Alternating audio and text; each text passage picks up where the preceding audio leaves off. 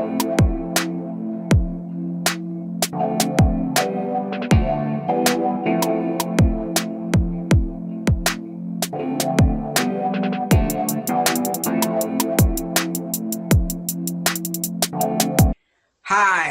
welcome to Lee Street Beat. I'm Sandra along with T the Man. How you doing, T?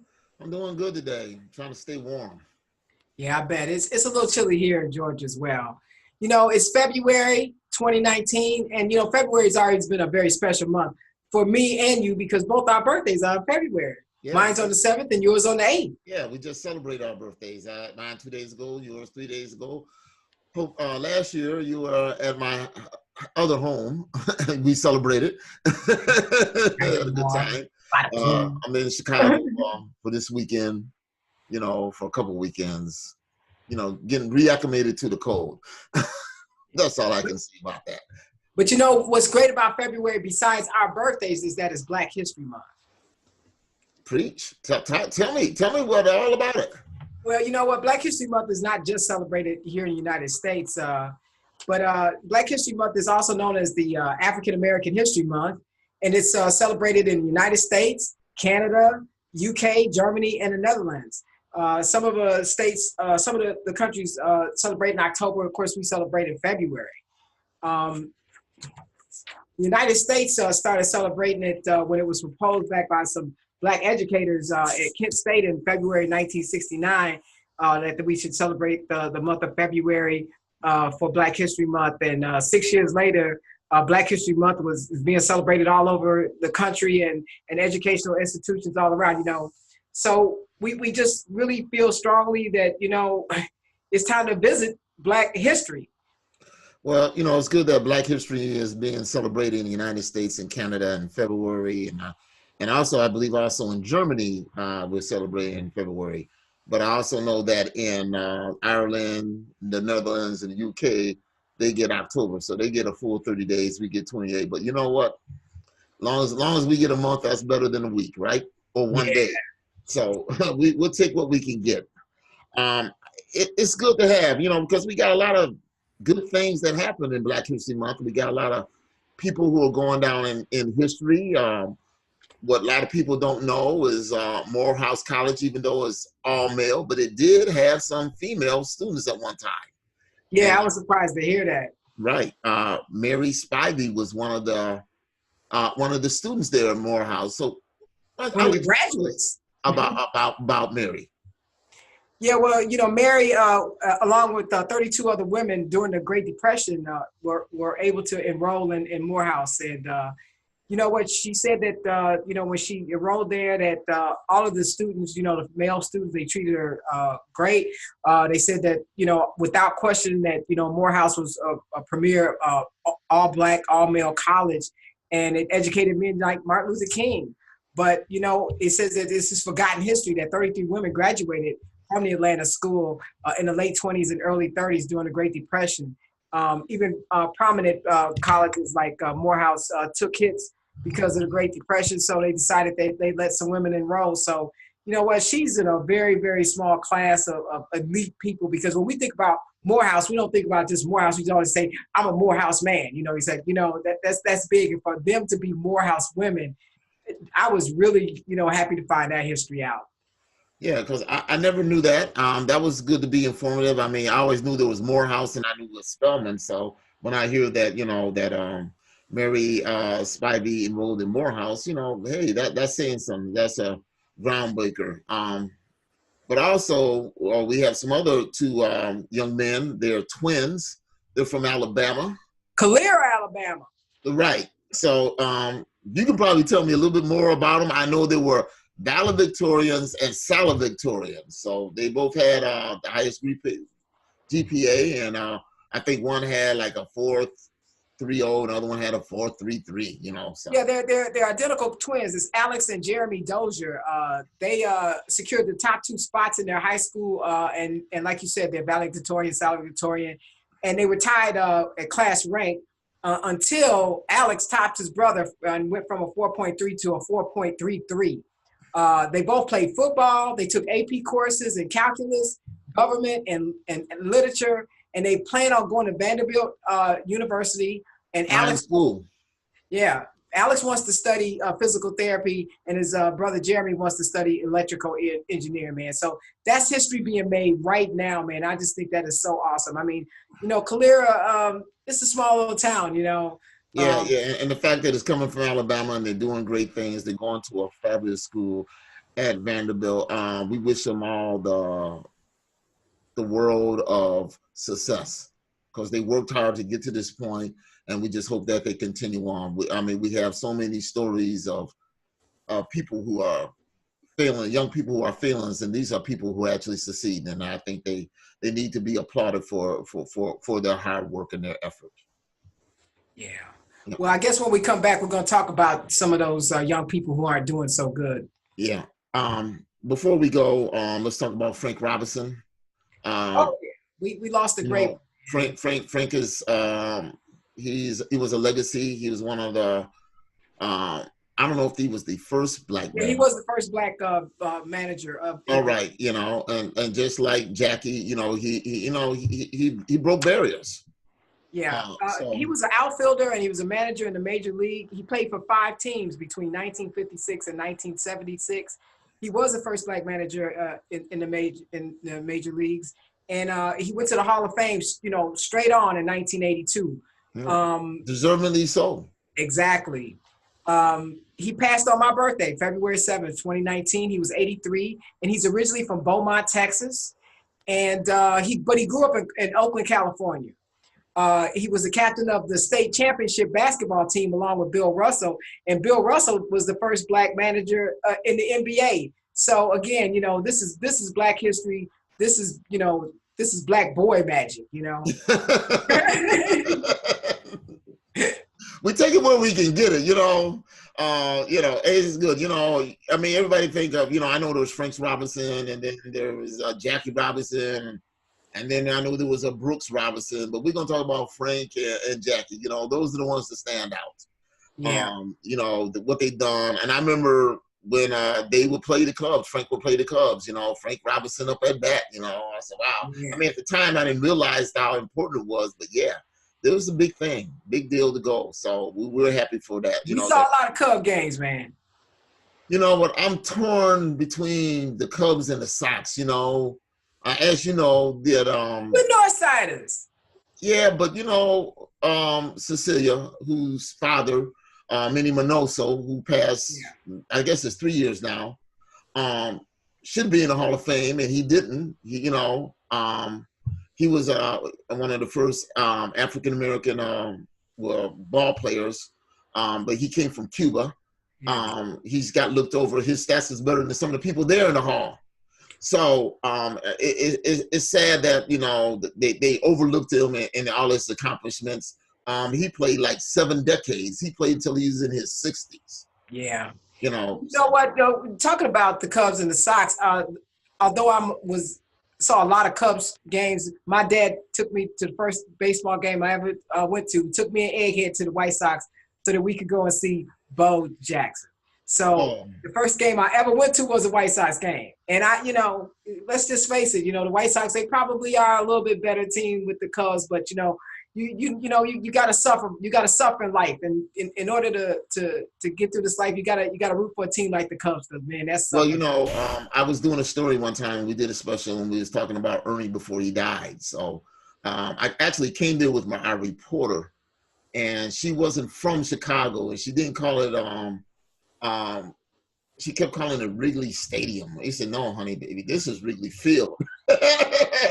But anyway, Ernie tried to hook her up with one of the ball players. I think she tried to hook him up with what's his name? I can't think his name. But anyway, he's the third baseman for the Cubs now. So I can't think, I can't think his name slips me right away. But anyway, he's a big superstar. When I come back in the next break, I'll have his name for you. And he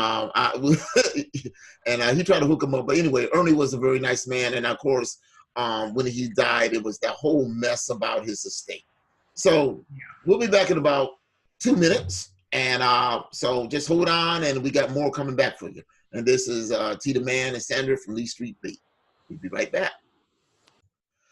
We're back to Lee Street Beat. This is T the Man, and Chris Bryant is the person now whose name I was trying to think of. I kept wanting to call him Joy Bryant. I don't know why. Chris Bryant, third baseman in Chicago Cubs, outstanding all-star. He tried to hook our reporter up with Chris when he first came to the Cubs, and she didn't know who he was, but I know she really missed out. We also got some sad news. We got some young children between the ages of 12 and 16 who actually murdered a country star in Nashville, Texas, trying to rob him and take his truck. Tennessee. Nashville, Texas, did I say? I meant to say Yeah. Nashville, Tennessee. Excuse me. I do know my geography. You okay there? Yeah, throat's a little dry. Okay.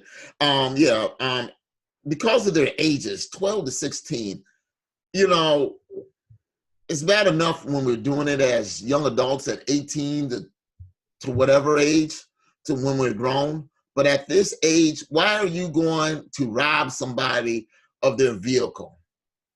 And then you shoot them. I mean, what are you doing with a gun? You don't need a gun. For what?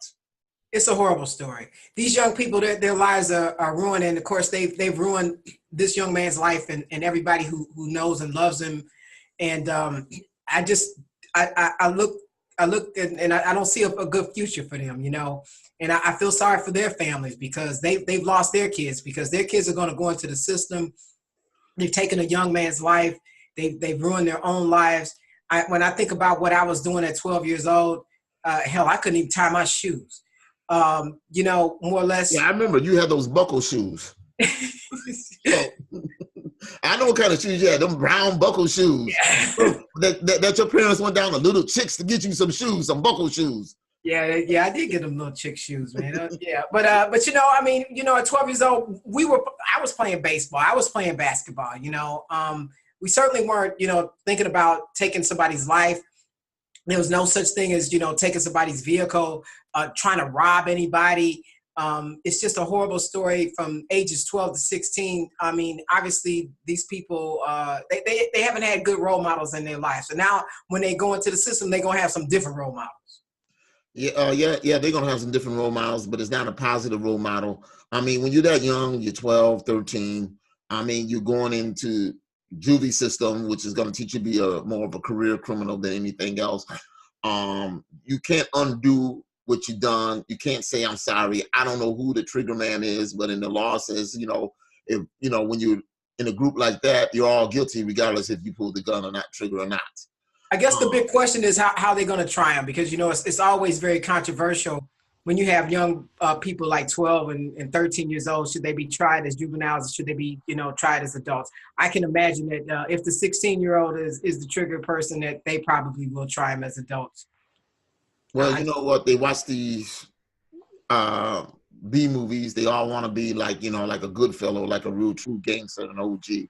So now they see it and they imitate that, you know. So when you see it on TV or in the movies and see somebody, those actors get up and go home the next day. These people do not. It's for real. You know, when you get a gun is a tool to kill. That's all its own purpose is supposed to do.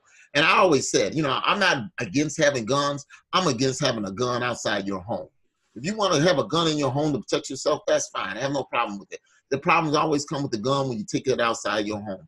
I'm not going to get into. Well, I think also too is it's not just having a gun in your home. You need to have a gun in your home that's secure, because that's Absolutely. How the kids got the gun.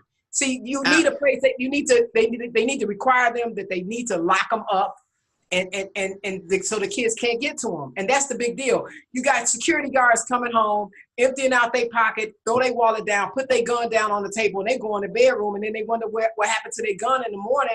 You have to secure these guns. You can't just have them in the house anywhere. Right. You know, listen, my cousin is in law enforcement. So when he come home from his job, when he put away his weapon, he has a safe. He has a biometric safe. So he puts his thumb there on the safe opens, he secures his weapon in the safe. Now, you can tell your kids, don't touch my gun, but that's a magnet. These little kids, they will touch a gun. You know, they're just drawn to it. So, you know, wherever they got the gun from or whoever they stole this gun from, they're in, you know, listen, they're in a world of trouble. They're all going to be known as young murderers. And even if they get out in 15 years, their life is ruined. You know, I'm thinking that they can be redeemed, can be salvaged, but I don't know. It depends on how harsh prison will be and how harsh the sentence is going to go. You know what? We can just pray for everybody involved. We can pray for the victim and his family that they lost an aspiring singer, you know, a person. I didn't know the young man, but it looked like he was on his way up in the country music world. His life is just as valuable as some of the young black child's life being taken. You know, we're not going to get into the semantics, you know, well, you know, they kill black folks every day. Well, they do. But you know what? It's not right. You know, we're talking about what is right and what is wrong. So these kids, their lives is ruined, even though they're living and breathing the earth. And when you do hate like that, it just perpetuates other hate. Yeah, so it's just bad all the way around. Yeah, it's bad all the way around. It is not helping the situation of anything. So I don't know where the forgiveness is going to come in on from whose side, but you know, it needs to happen. We also talking about AJ Calloway. He's been suspended. Yes, he has. He's, you know, and these from accusations that he forced women to have unconsensual sex with them. Of course, AJ is saying that everything was consensual. These women are saying that it's not. And well, this controversy has been swirling around him for a pretty long time. I say, you know, and we didn't bring it up, but you know, but now that he's been suspended, you know, they're taking a look at it, and the law is taking a look at it as well. So all I can say is, you know, there's a lot of controversy going around with things that have been accused in the past, and you know, now some of these chickens are coming home to roost. You know, I was a 106 and Park person who liked to watch AJ back in the day, and like, you know, seeing him progress and, you know, cutting off his dreads and, you know, going into the mainstream. But sometimes, you know, things that are done in the past, they come back to haunt you. So we don't know how it's going to end up for him. But right now he is suspended. Yeah, well, he's suspended. And then we got the Virginia mess. So that's what I'm going to call it. You have the governor, the lieutenant governor, and the attorney general. The governor and the attorney general put on blackface. That's bad as enough. You know, that was racist act. And the attorney general said he only put it on for Halloween and he wanted to be Curtis Blow. So I don't know what to say about that. He was Michael Jackson. Oh, Michael Jackson was who he was? Yeah, the governor said he did it for Michael Jackson. Yeah, and it was, yeah, the other one. But he's standing there with somebody in a Ku Klux Klan suit or whatever. And then we have the lieutenant governor, Justin Fairfax. He's been accused, 2 women accusing him of sexual assault. Those are serious charges. And this last one, now he's called for an investigation.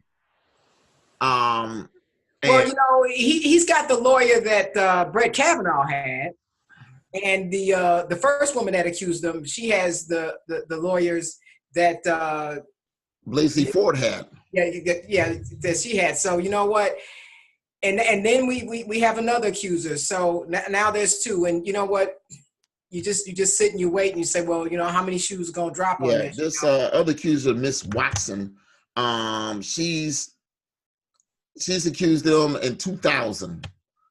So when they were both, she accused him of rape. Yeah, and in 2000. The first lady accused him of sexual assault. Yeah.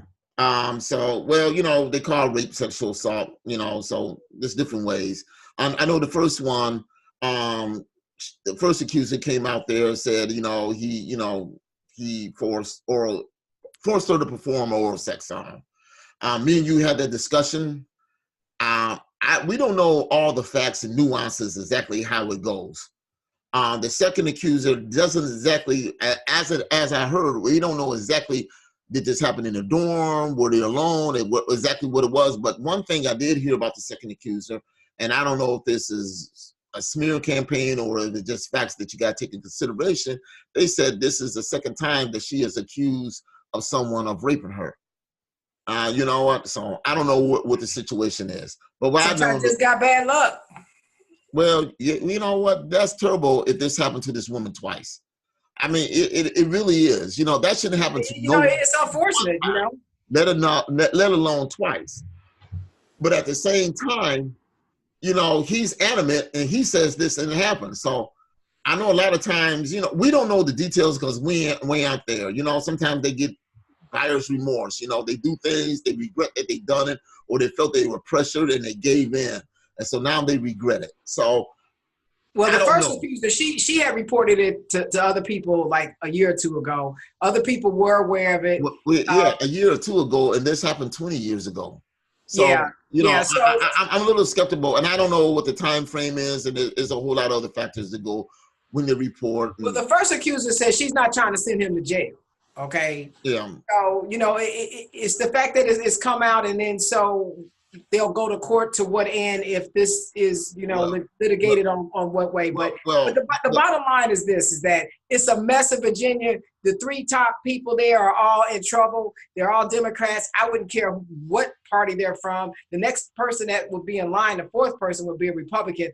I'm just saying this, you know, if you have put on blackface at any point in time, you need to just go ahead and raise your hand and tell us so that we know, especially before you run for any particular office. And you know what, these accusations coming up about, you know, sexual misconduct, they have to be looked at. And so, you know, absolutely. I mean, we're in an era now where, you know, we have to listen to women, we have to believe women, and you have to, and people have to understand that these things, they don't just, people are embarrassed, they hide from it, you know, and then eventually, you know, sometimes they get comfortable with saying what they say. And you know what? There may be some more people come out. So we just don't know. But right now, he's got some issues because everybody wants him to like step down and handle his business over here about this. Yeah, and the thing about it is, you know what? If you're being falsely accused, you're going to stand up there. Then, of course, if you've done it, you may stay up there too. So I don't know where the truth lies. We don't know where the truth lies, but this is. I haven't seen one man, Harvey Weinstein, Bill Cosby, none of them have come out and said. Because it's a matter of interpretation. I mean, Harvey Weinstein and Bill Cosby. I heard about Bill Cosby years ago when I was in college. I heard about that. But none of them are going to come out and say that they did it. No, they're not. And Harvey Weinstein, to come out. Harvey Weinstein doesn't call that. He calls that leveraging. I leveraged her. I run this studio. I can give her a job as the lead actress in this movie, and I'm gonna give her a salary of $5 million to make the movie to just to start with against the gross where she can make $40 million a year. But for me to give her that kind of consideration, you got to perform a sexual favor. And so, what do the women do? They do it. And then sometimes the women are forced. That's the deal, T. You know, yeah, sometimes that's why he is under investigation now, and that's why his wife left him. And listen, my wife is going to leave me if she find out that I had an affair with Alicia Keys or J-Lo or somebody like that. It doesn't matter if you having an affair with another woman. Most wives, I don't think the only wife that don't care if their husband had an affair is. I think he said that. I think that I don't think any of the women that I heard said that they had affairs. I don't remember any woman saying that they had an affair with Bill Cosby. They said that he drugged them. Well, I agree with Bill. I agree. Yeah, you know, and I never heard anybody say they had an affair with Weinstein. He's saying that he had an affair with them. The wife doesn't care. The fact that he has sexual contact with another woman, rather if he did it, forced himself upon them, or if they willingly did it. I'm just saying, having an affair changes things. You know, it does change things. That takes it out of the realm of sexual misconduct. Right. Because two people having an affair. None of these women said they had an affair. I listen. And none of these women with this guy in Virginia said that they had an affair. The one lady said that she had consensual kissing, and the next thing you know, he got her by her neck. So we really just need to find out what's going on and what's the end of it. And there's just a lot of people calling for him. I'm just going to say this. The only man I know who supposedly had an affair and the wife don't care is the man sitting in the White House. And she don't care that he paid these women $130,000, $150,000. These are ones we know about. There's more. We know there's more because he's that corrupt and he got that proclivity for that kind of actions and behavior. But you know what? We're going to talk about one more thing, I suppose, about cultural appropriation. Joy Behar from The View, she came out there. She had a picture of her. She dressed up at Halloween. She had a fro. She put dark makeup on so she looked like a black woman. Years ago, I'm just going to say, she looked good as a black woman. She looked a lot better as a black woman than she does a white woman. This is another Rachel Dolezal. She went around there from... well, now, you know, Rachel's got some psychological... Well, she got psychological. But the point... Let's not get it twisted. Let's not put joy in that. No, listen. The point I'm trying to make is Rachel looked better as a black woman than she does a white woman. Either way, she should still... She got problems. She need help. She need forgiveness, too. Let's take a break. What? Let's take a break. Okay. Take a break. All right. Take a break. Okay, we're back again. We're going to change the subject. Got a little bit too heated up in here. So, apparently the Republicans are out on AOC again, Alexandria. They don't want none of that. They don't want none of that, girl. They keep messing with them. She keep burning them. They're going to burn their house down messing with her. This time they said she had a credit score of 450, 430. And some guy wrote some crap. They, you know, if you go out there and, you know, look it up, it's all made up. Republicans are doing any and everything that they can to try to throw shade at AOC, try to show her in a bad light. But AOC is not the one to be played with. She clapped right back at them. And they need to learn their lesson because you know what? She could be president in about 10 years, you know. They need to put some respect on her name. I'm telling you now. Yeah, they do. But you know, she's handling them and she's tweeting back. You know, when they come at them, she's coming right back. But we're gonna move on. You know, the Democratic pool is getting very big. It's like everybody and their mama literally jumping in the pool. Yesterday, Elizabeth Warren was in. Today, Amy Klobuchar is in. And she's out there in the snow. Huh? She was out there in the snow announcing hers. Amy Klobuchar. Oh, she had Prince's DJ out there, you know. Yeah, Amy had she had a small crowd, you know, compared to Kamala. She had like 20,000. You know, Elizabeth Warren, she's got a pretty good following. Yeah, I don't know about Warren and Kamala and Corey got the biggest followings. Kristen Gillibrand and what's that? The Castro brother, Julian Castro, and Amy Klobuchar, small. His name Howard Schultz from Starbucks. Well, he hasn't.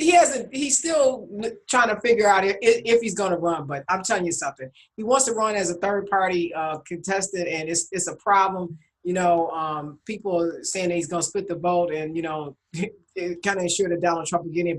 But history shows that when we do have a person running from a third party, that for the most part that doesn't happen. The last time we had a really big contender that ran on third party was Ross Perot. But a part of that controversy is Steve Schmidt being his campaign manager. And you know what? If anybody follows MSNBC and has watched Steve Schmidt, I mean, he has really been a champion, to talking about Donald Trump and all his faults. And, he's really like laid into him. And then he turns around and it's almost like he's helping him now by, supporting a third party candidate. So there's a lot of controversy there, but that's Steve Smith's job. That's what he does. That's what he does. That's his job. So when they come to him for the money, he's going to go out there and do it. That's his job, to make his candidate and be viable that they can win. We got people like Andrew Yang, he's founded Venture for America. He's a declared Democratic candidate. There's who else? There's another one.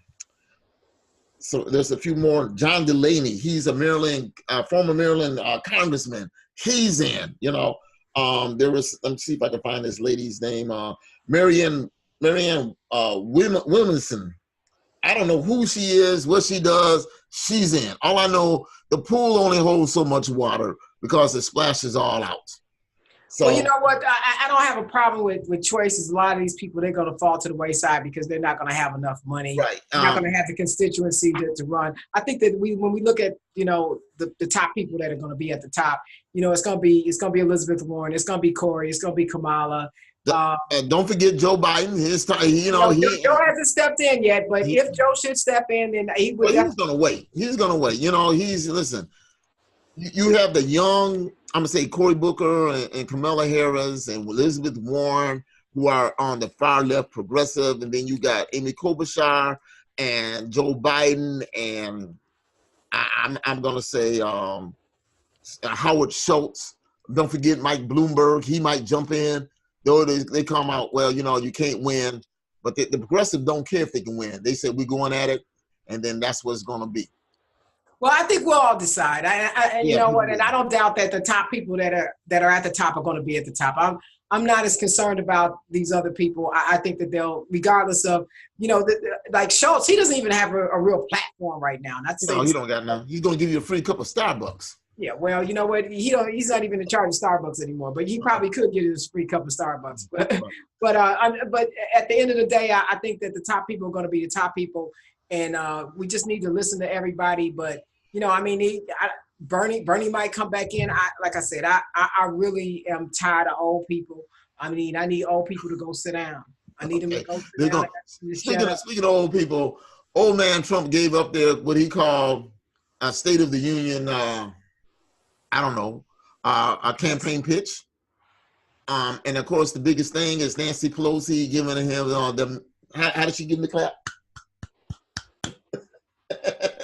Shade. That's the shade clap. Yeah, that's the shade clap. That's what everybody's talking about. So now they're saying now that, he's going to shut down the government. I'm going to tell you, I don't think he's going to shut it down again because he's going to own it again.